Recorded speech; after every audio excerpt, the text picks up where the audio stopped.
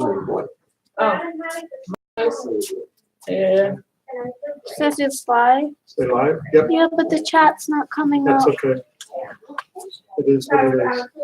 Oh, it's a little delayed, that's why.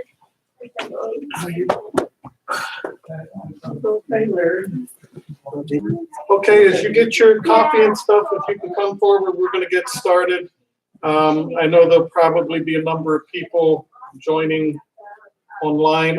Unfortunately, those online, I don't have my chat window today. Something happened to that. So if you do have a chat,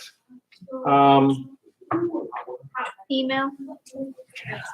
you have to, well, I won't get Oh, any. comment when it's done. Yeah, put it into the chat window and I should be able to get the comments. And those who have my number can text me if you need to. Okay. We want to get started. We got a lot to do. I thank you for those who braved the cold to come out here. And I do thank the Lord that He pushed all the really bad stuff up north. Yeah, So, they as is that light bright enough for everybody? If not, one of the little side, can you do the side slider for these lights? Okay. As we've been doing every week, we've been trying to, I've been trying to give you an understanding of how, and those who did come, if you can, yeah, that's good, yeah. I'll put the attendance sheet over here. If you can sign in, if you did show up here, and if you didn't, send me an email, bobs.eg.org, or at bobs@ihopeg.org, so that I know that you're listening on the website, and I'll mark you present from there. But every week, we're trying to get an understanding of how to practically live in the kingdom.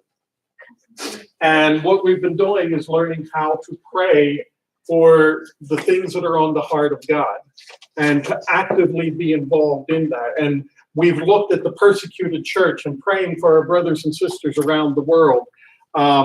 We did that the first week, and then last week we looked at the unreached in the 1040 window and praying for the will of the Lord to open up that window and being able to be a part of His work, whether He actually calls one of us or any of us to go into the 1040 window or not, is irrelevant. We're part of that work of opening up that window.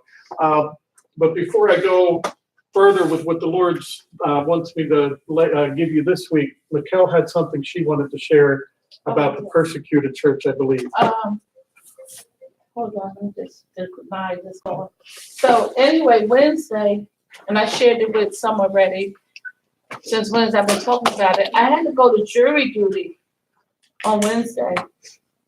And you know, you try to get out, because people don't really like doing it. So I go down there and I'm sitting in a room with all these people, and the first thing they do is they send in a judge. And his job is to persuade you that jury duty is not as bad as you think. So what bothered me a lot was what he said. He said, I know you want to get out of serving jury duty, but you should feel privileged and an honor that this would be the only time that you would have the fate of another person in your hands. And I said, whoa. And the Lord said, and you'll have blood on your hands. And then he said, because after all, why would you want, no, he said, we're a land that we judge our own. We're the people, by the people, for the people. And, you know, we do all this. He said, why would you want a tyrant reigning and ruling over your life, and it's his way?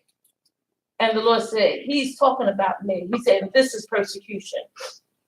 And as he kept on, the Lord said, look around the room. And as I looked, the Lord began to show me the different ones who was either just go to church or professing Christ, how they was like taking it in. What he was saying, he said, my people have ears They cannot hear in eyes that they're not perceiving what is being said right in front of them. And he was just, I mean, it was, the Lord just kept saying this persecution. And I wanted to say something. The Lord said, this is not the form, because they will lock you up. They will lock you up right now if you say something. So I didn't say anything, but I got off. You know, I told him that I might be leaving, which I might be. I don't know what day I'm going down to Georgia.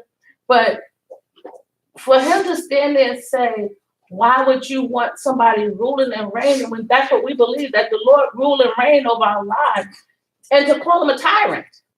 And then not just him, but then the video they show say the same thing. Then the jury manager comes in, she says the same thing. Then they had this young boy coming, and he's like making a joke about it, but he's saying the same thing. But it was like, how many believers will go along with what they're saying? And don't even realize that it's a persecution against, you know, we know about our brothers and sisters in Florida, but even right here in our judicial system, it's a persecution. Yeah. Yes, we all got, you know, we obey the laws of the land and different things like that, but still, it's a persecution when they begin to call God openly a tyrant. I think that's kind of what the Lord was leading me on tonight, because what we don't have is a kingdom mindset yet. No. To where these kind of things actually shock us, and they should.